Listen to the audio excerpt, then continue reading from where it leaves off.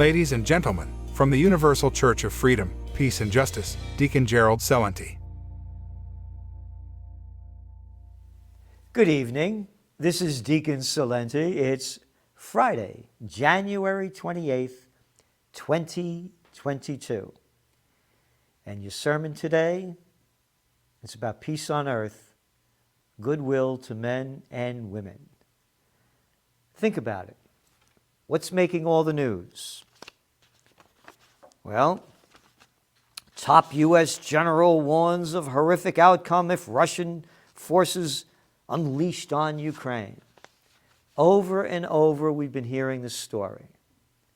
The Russian troops have been on their border now for, about the last 8 months, but now they're ramping it up.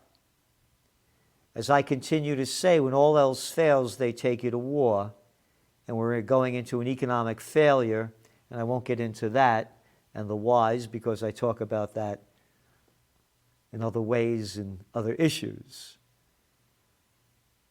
But the focus now is on Russia invading Ukraine.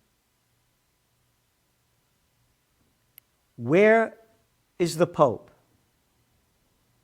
Where are the Muslims? Where are the leaders of the Jewish faith? Where are the Baptists, the Episcopals, the Evangelicals? Where are their leaders saying, stop this push to war? Where is the condemnation for it? Nowhere. And before I go into that deeper, I want to go on a high note. Jesus Christ, the Prince of Peace, and again, this is a non-denominational religion, the Universal Church of Freedom, Peace, and Justice. I like all of them that do great things. And one of the great things that Jesus Christ did, as an Italiano, he turned water into wine. Mwah! So, a salud. Chintan. Study reveals which alcoholic drink is best at preventing COVID. A team of Chinese scientists has analyzed the association between consumption of various alcoholic beverages and COVID-related risks. They studied some 474,000 subjects. The researchers concluded that red wine, that's the top one, along with white wine and champagne, have chances to reduce the COVID-19 risk. So there you go. Every day I have a couple of glasses of red wine. Whew.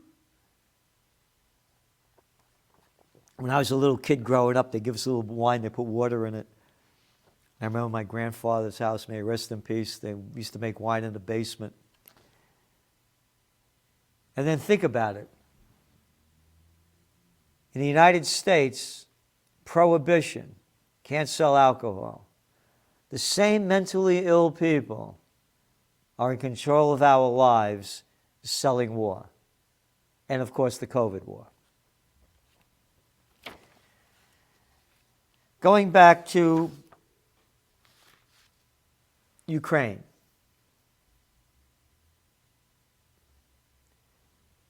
When all else fails, they take you to war. You go back to the Great Depression, what followed it? World War II. Go back to the dot-com bust in 2000, what followed it? The War on Terror, 2001. The NASDAQ was down 66 points after the dot-com bust the day before 9/11. Where are the religious leaders? Where are the politicians? Where are the people saying, stop this push to war? I'm not going to go into all the details of what's going on there and why and what's happening. I do plenty of that in my other realm of life, in the Trends Journal. and been writing about Ukraine overthrow going back to 2013 when it began into motion. Why aren't the religious orders calling for world peace? My greatest fear is war on the horizon. And this will be the war that when they asked a gentleman by the name of Albert Einstein, the guy, he knew a little thing about the atomic bomb. They said, what weapons will be used to fight the Third World War? He said, I don't know. But they'll be using sticks and stones to fight the fourth. And that's where we're going into. I'm mentioning this because we need your support, and we must build the church, the universal church of freedom, peace, and justice, as big as we possibly can, because we can make a difference. The future is in your hands. And something very interesting going on right now that will show you where the future is heading and how it could head in a different direction. The truckers up in Canada are on their way to the nation's capital, Ottawa. They'll be there tomorrow. They're protesting the forced vaccinations, of injecting something into someone's body and soul that they don't want, that they don't have the right to say what they should do with their body. So they're fighting back. And they must fight back peacefully, as the Prince of Peace would, because they're going to have agents provocateurs to make it seem as though they're violent, so they get the picture off. But the picture is this. If they go there, and now from what I'm reading and hearing, there were 50,000 trucks. And they closed down Ottawa for days, circling around it, stopping and going. They're going to be able to get rid of the mandates that are being forced upon them that are unconstitutional. And when I talk about it being unconstitutional, in all democracies, it's basically the same. And it comes from this scripture called the Declaration of Independence. Again, while this is for America, it's for all nations that believe in a Declaration of Independence. We hold these truths to be self-evident, that all men are created equal, that they are endowed by their Creator with certain unalienable rights, that among them are life, liberty, and the pursuit of happiness. Happiness, liberty, life, no, that's gone. The dictators are telling us what to do. Your life will be controlled by me. Your liberty, I'll give you what liberty you should have. And happiness, that's not a word in the lexicon anymore. That to secure these rights, governments are instituted among men, deriving their just powers from the consent of the governed. We the people are the governments. The governments are instituted by the people. And they derive their powers from the consent of the governed. Now that's been reversed in every country. And again, I'm talking about democracies. I'm not talking about China. I'm not talking about Russia. I'm not talking about Myanmar. I'm not talking about South Africa. I'm not talking about Ethiopia. I'm talking about America, Canada, Italy, Germany, and other nations around the world, Chile, that aspire to be, quote, democracies, and many more. that whenever any form of government becomes destructive of these ends, it is the right of the people to alter or abolish it and institute new government. Got it? It's up to the people. And what the truckers are doing in Canada can become a true example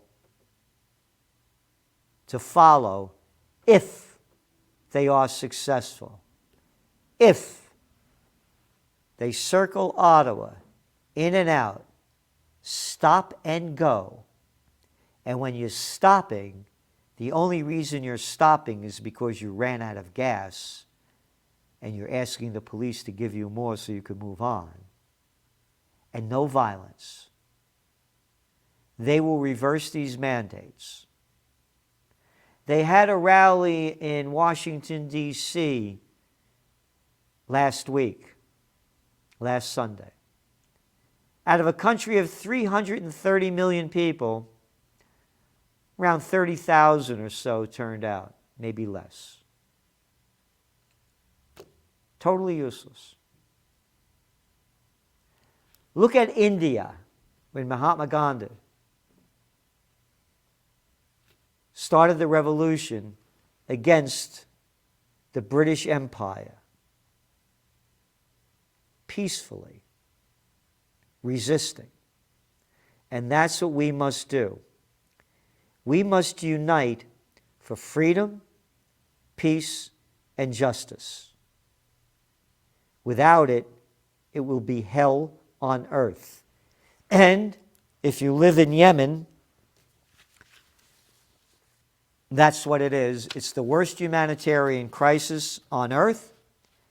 White House, Houthis to blame for continuation of Yemen War.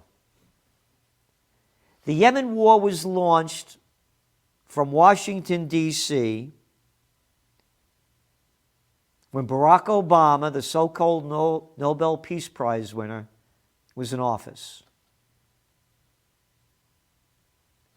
Saudi Arabia, when it became a country in 1934, the first people they attacked were the Houthis. They border northern Yemen, Saudi Arabia, and they haven't stopped.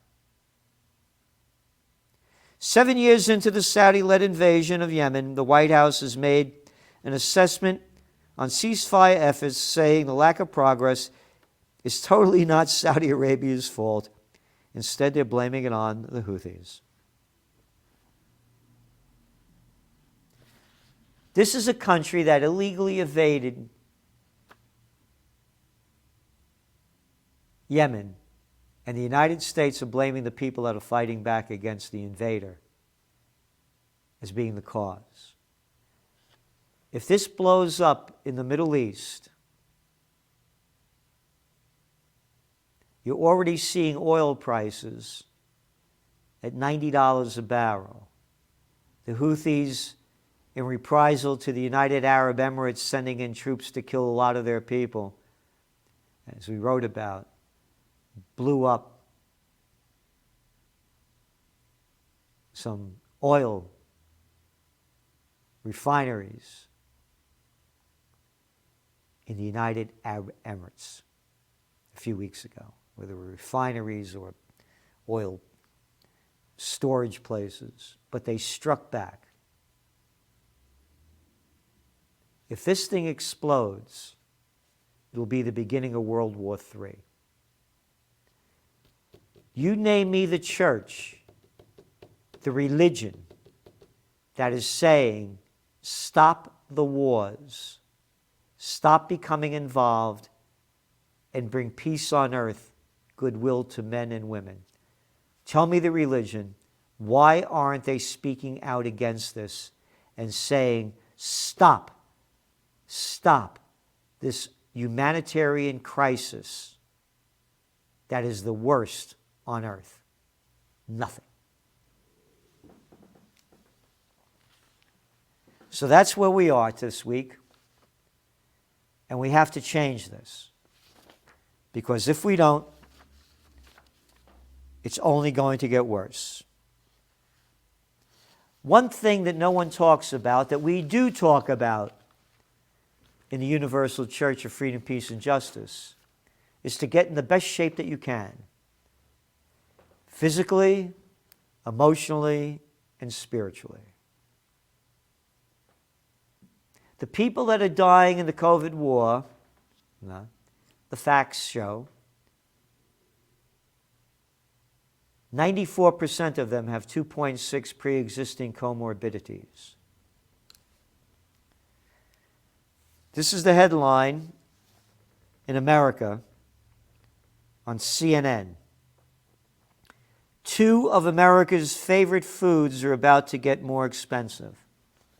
So I said, what are 2 of America's favorite foods? Hot dogs, cold cuts. And they go on to list sausage, bacon, and Velveeta cheese. Most cold cuts and beef hot dogs will go up 10%.